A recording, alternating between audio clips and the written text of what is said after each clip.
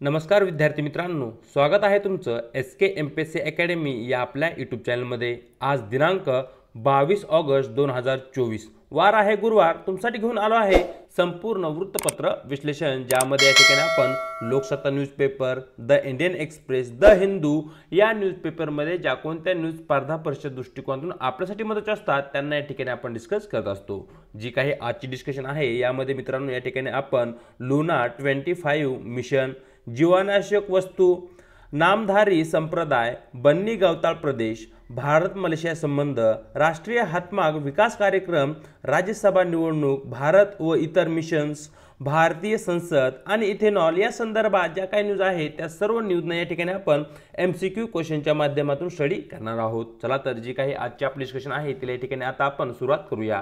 मित्रांनो या ठिकाणी आजचा जो काही आपला पहिला प्रश्न आहे तो लुना 25 मिशन संदर्भात आहे। सरळ जो काही प्रश्न आहे तो प्रश्न पाहूया। अलीकडे चर्चेत आलेले लुना 25 अंतराळयान कोणत्या अंतराळ संस्थेने प्रक्षेपित केले होते, अशा प्रकारचा मित्रांनो या ठिकाणी आपला प्रश्न आहे।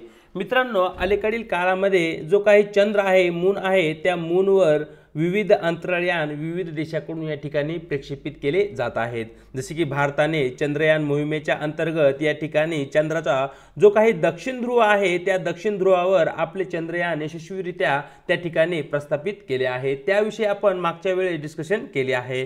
तर या ठिकाणी अलीकडे तशाच प्रकारचा काही प्रयत्न या ठिकाणी रशियाची अंतराळ संस्था रॉस्कोमॉस या संस्थेने केला होता, परंतु त्या ठिकाणी त्यांचे जे काही यान आहे ते चंद्राच्या पृष्ठभागावर लँडिंग करत असताना क्रॅश झाले होते। म्हणजेच या ठिकाणी रशियाकडून जे काही अंतराळयान लुना 25 हे चंद्राच्या पृष्ठभागावर पाठवले होते ते मिशन मित्रांनो या ठिकाणी अयशस्वी झालेले आहे। प्रश्न क्रमांक 1 योग्य उत्तर राहील पर्याय डी। पाहूया आपला पुढचा प्रश्न, जो की मित्रांनो या ठिकाणी जीवनावश्यक वस्तू या संदर्भात आहे। सरळ जो काय आपला प्रश्न आहे तो प्रश्न या ठिकाणी पाहूया। ग्राहकांना परवडणाऱ्या किमतीत कांद्यासारख्या भाज्या सतत उपलब्ध व्हाव्यात यासाठी सरकार खालीलपैकी कोणते उपाय करते, अशा प्रकारचा मित्रांनो या ठिकाणी आपला प्रश्न आहे।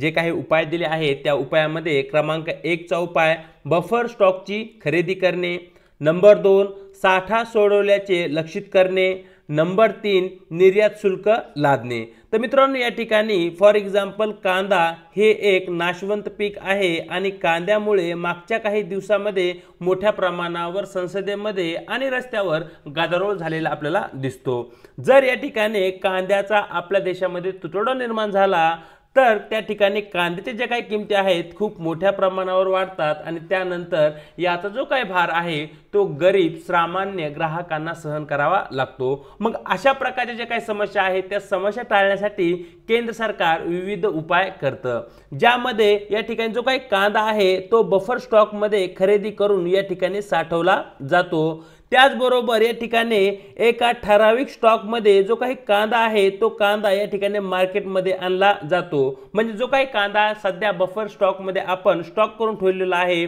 त्यापैकी ठराविक कांदा ज्याप्रमाणे कांद्याची मार्केटमध्ये गरज आहे, ज्याप्रमाणे कांद्याची ग्राहकांना गरज आहे त्या प्रमाणात त्या कांद्याचा त्या ठिकाणी पुरवठा केला जातो। त्याचबरोबर आपल्या देशामधून दुसऱ्या देशामध्ये जो काही कांदा निर्यात होतो त्या कांद्यावर मोठ्या प्रमाणावर शुल्क आकारले जाते। म्हणजेच या ठिकाणी जो काही कांदा आहे तो विदेशामध्ये महाग होईल, परिणामी विदेशामध्ये भारतीय कांद्याची मागणी कमी राहील। याचाच अर्थ आपल्या देशातून जो काही कांदा निर्यात आहे ती कमी होईल आणि जो काही कांदा आपल्या देशामध्ये आहे तो आपल्या देशातील ग्राहकांना आपल्या देशातील बाजारपेठेमध्येच येईल। अशा या 3 मार्गांनी मित्रांनो या ठिकाणी ग्राहकांना परवडणाऱ्या किमतीमध्ये कांद्यासारख्या ज्या काही भाज्या आहेत त्या सतत प्रमाणात उपलब्ध राहाव्यात यासाठी सरकार हे 3 उपाय या ठिकाणी खालील प्रमाणे करताना आपल्याला दिसते। प्रश्न क्रमांक 2 योग्य उत्तर राहील पर्याय डी। चलूया पुढच्या प्रश्नाकडे, जो की मित्रांनो या ठिकाणी नामधारी संप्रदाया संदर्भात आहे। सरळ जो काय आपला या ठिकाणी प्रश्न आहे तो प्रश्न पाहूया। नामधारी संप्रदायाबद्दल खालील विधाने विचारात घ्या, अशा प्रकारचा मित्रांनो या ठिकाणी आपल्याला प्रश्न विचारण्यात आलेला आहे। यामध्ये विधान क्रमांक 1 पंथाची स्थापना सद्गुरू रामसिंह बैसाखी यांनी केली होती। विधान 2 गुरु ग्रंथ साहिबला सर्वोच्च गुरबानी मानतात। विधान क्रमांक 3 गुरबानी पठण करण्याच्या त्यांच्या ट्रेडमार्क शैलीमुळे त्यांना कुकस म्हणून ओळखले जाते। अशा प्रकारची एकूण 3 विधानं आहेत आणि वरील विधानापैकी किती विधानं बरोबर आहेत ते मित्रांनो या ठिकाणी आपल्याला प्रश्नामध्ये विचारण्यात आलेलं आहे। तर मित्रांनो सर्वप्रथम तुम्हाला माहिती असलं पाहिजे की जो काही नामधारी संप्रदाय आहे या नामधारी संप्रदायाची स्थापना रामसिंह बैसाखिया यांनी केली आहे। हे जे विधान आहे ते या ठिकाणी अगदी बरोबर आहे। या ठिकाणी गुरु ग्रंथ साहिबाला सर्वोच्च गुरबानी ते मानतात, हे जे विधान आहे तेही या ठिकाणी अगदी बरोबर आहे। या ठिकाणी गुरबानी म्हणजे काय हे तुम्हाला या ठिकाणी माहिती असणं आवश्यक आहे। गुरु ग्रंथ साहिबा हा शीख धर्माचा सर्वोच्च धर्मग्रंथ मानला जातो, जसा की हिंदू धर्माचा गीता हा सर्वोच्च धर्मग्रंथ आहे, मुस्लिम बांधवांचा कुराण हा सर्वोच्च धर्मग्रंथ आहे। अगदी त्याचप्रमाणे शीख समुदायाचा जो काही सर्वोच्च धर्मग्रंथ आहे तो आहे गुरु ग्रंथ साहिबा। या गुरु ग्रंथ साहिबामध्ये जी काही वचने दिली आहेत, जी काही वाक्य दिली आहेत, त्यांचं पठण करण्यासाठी जे काही मंत्र तंत्रांचा या ठिकाणी वापर केला जातो त्याला या ठिकाणी गुरबानी असं म्हणतात। आणि जे काही रामसिंह बैसाखिया आहेत यांची गुरबानी पठण करण्याची एक शैली होती, त्या शैलीमुळे त्यांना या ठिकाणी कुकस या नावानेही ओळखले जाते। म्हणजेच मित्रांनो या ठिकाणी विधान क्रमांक 1, विधान क्रमांक 2 आणि विधान क्रमांक 3 ही तिन्ही विधानं या ठिकाणी आपली बरोबर असल्या कारणाने आपले योग्य उत्तर राहील पर्याय सी वरील सर्वच्या सर्व बरोबर।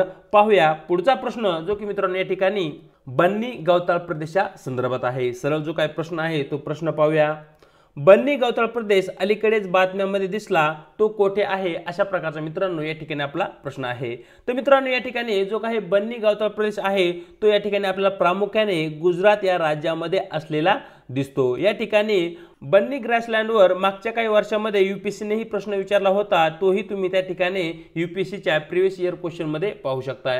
तर मित्रांनो या ठिकाणी जो काही बन्नी ग्रासलँड आहे या बन्नी ग्रासलँडमध्ये आपल्याला कच्छ वाळवंट वन्यजीव अभयारण्य दिसते आणि या ठिकाणी जी ग्रास तुम्ही पाहू शकता या पिक्चर मध्ये ती या ठिकाणी या बन्नी ग्रासलँडच्या भागामध्ये असलेली दिसते।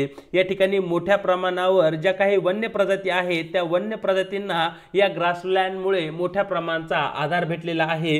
परंतु अलीकडील काळामध्ये जी काही मानवी रहदारी आहे आणि त्याचबरोबर जे काही बदलते हवामान आहे यामुळे ही जी बन्नी ग्रासलँड आहे ती धोक्यात आली आहे। परिणामी या ठिकाणी जी काही जीवन आहे तीही या ठिकाणी धोक्यात आली आहे। त्यामुळे सध्या बन्नी ग्रासलँड किंवा बन्नी गवताळ प्रदेश न्यूज मध्ये असलेला होता। प्रश्न आपण पाहूया पुढचा प्रश्न जो की मित्रांनो या ठिकाणी भारत आणि मलेशिया यांचे जे काही आंतरराष्ट्रीय संबंध आहेत त्या संबंधावर आधारित आहे। सरळ जो काही प्रश्न आहे तो प्रश्न या ठिकाणी पाहूया। खालील विधाने विचारात घ्या ज्यामध्ये विधान क्रमांक 1 मलेशिया भारतीय वंशाच्या व्यक्तींचा तिसरा सर्वात मोठा समुदाय person of Indian origin host करतो, अशा प्रकारचं आपलं पहिलं विधान आहे। विधान 2 भारत मलेशियाचा सर्वात मोठा व्यापारी भागीदार आहे। विधान 3 मलेशिया दक्षिण पूर्व आशिया राष्ट्रांची संघटना ज्याला की या ठिकाणी आसियान म्हणतात आणि ब्रिक्स या दोन्ही संघटनांचा सदस्य देश आहे। हे तिसरं विधान आहे आणि वरील पैकी कोणते विधान बरोबर आहे ते मित्रांनो या ठिकाणी आपल्याला विचारण्यात आलेलं आहे। तर मित्रांनो या ठिकाणी जे काही पर्सन ऑफ इंडियन ओरिजिन आहेत म्हणजे जे काही भारतीय वंशाचे व्यक्ती आहेत ते भारतीय वंशाचे व्यक्ती मोठ्या प्रमाणात आपल्याला मलेशिया या देशामध्ये स्थायी झालेले दिसतात। जागतिक स्तरावर जर आपण विचार केला तर क्रमांक 3 चे सर्वाधिक भारतीय समुदाय किंवा भारतीय वंशाचे जे काही व्यक्ती आहेत ते या ठिकाणी आपल्याला मलेशिया या देशामध्ये स्थायी झालेले दिसतात। विधान क्रमांक 1 या ठिकाणी अगदी बरोबर आहे। भारत हा मलेशियाचा सर्वात मोठा व्यापारी भागीदार देश नाहीये। भारत हा मलेशियाचा एक महत्त्वपूर्ण व्यापारी भागीदार देश आहे, परंतु सर्वात मोठा नाहीये हे तुम्हाला या ठिकाणी माहिती असणं आवश्यक आहे। परंतु जे काही साऊथ ईस्ट कंट्रीज आहेत त्या साऊथ ईस्ट कंट्रीज मध्ये भारत हा मलेशियाचा सर्वात मोठा व्यापारी भागीदार देश आहे। हे जे विधान होईल ते विधान या ठिकाणी बरोबर होईल, परंतु जागतिक स्तरावर सर्वात मोठा व्यापारी भागीदार आहे असे जर त्या ठिकाणी विधान असेल तर त्या ठिकाणी ते विधान चुकीचं ठरेल। पाहूया विधान क्रमांक 3 मलेशिया दक्षिण पूर्व आशिया राष्ट्रांची संघटना आसियान आणि ब्रिक्स या दोन्ही संघटनांचा सदस्य देश आहे। हे जे विधान आहे ते चुकीचं आहे। मित्रांनो या ठिकाणी आसियान या संघटनेचा मलेशिया हा सदस्य देश आहे, परंतु जी ब्रिक्स ही संघटना आहे या ब्रिक्स या संघटनेचा मलेशिया सदस्य देश नाहीये। ब्रिक्स या संघटनेचे जे काही सदस्य राष्ट्र आहेत त्यामध्ये आपण ब्राझील पाहू शकतो, R stand for Russia, I stand for India, C stand for China and S stand for south Africa. म्हणजेच मित्रांनो या ठिकाणी ब्रिक्सचे एकूण 5 सदस्य देश आहेत आणि भारत या ठिकाणी आशियान या संघटनेचा सदस्य देश नाहीये.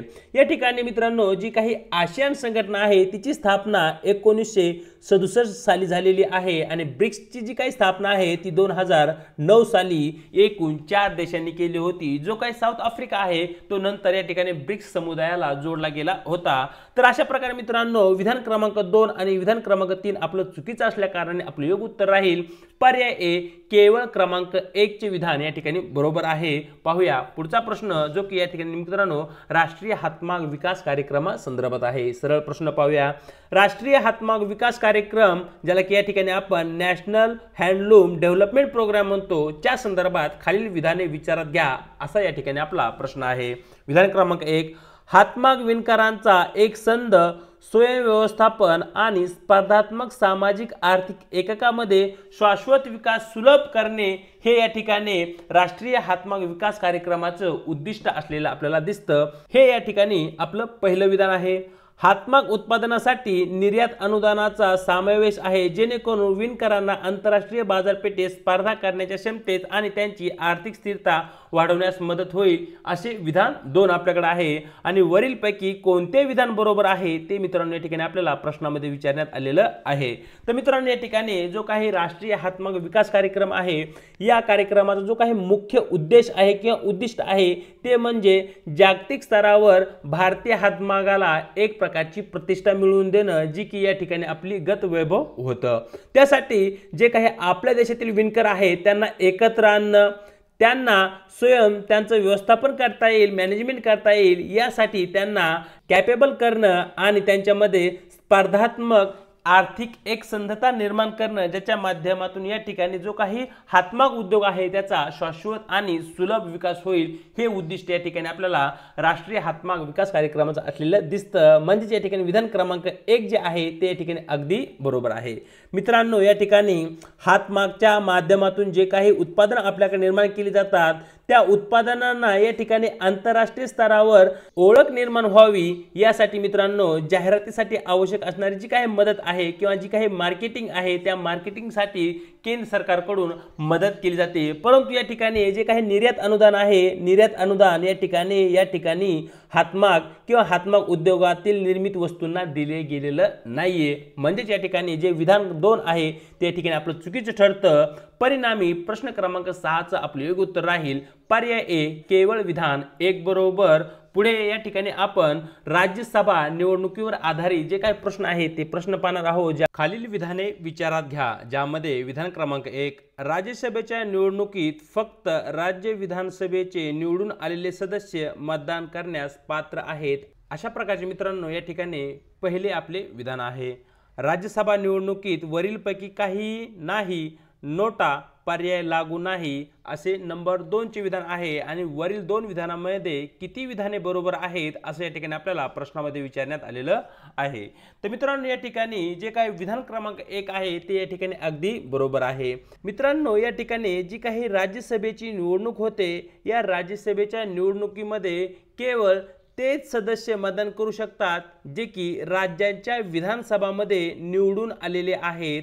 इतर सदस्य जे की नियुक्त असतात ते या ठिकाणी राज्यसभेच्या निवडणुकी प्रक्रियेमध्ये सहभागी होऊ शकत नाहीत. म्हणजे या ठिकाणी विधान क्रमांक 1 आपलं अगदी बरोबर आहे.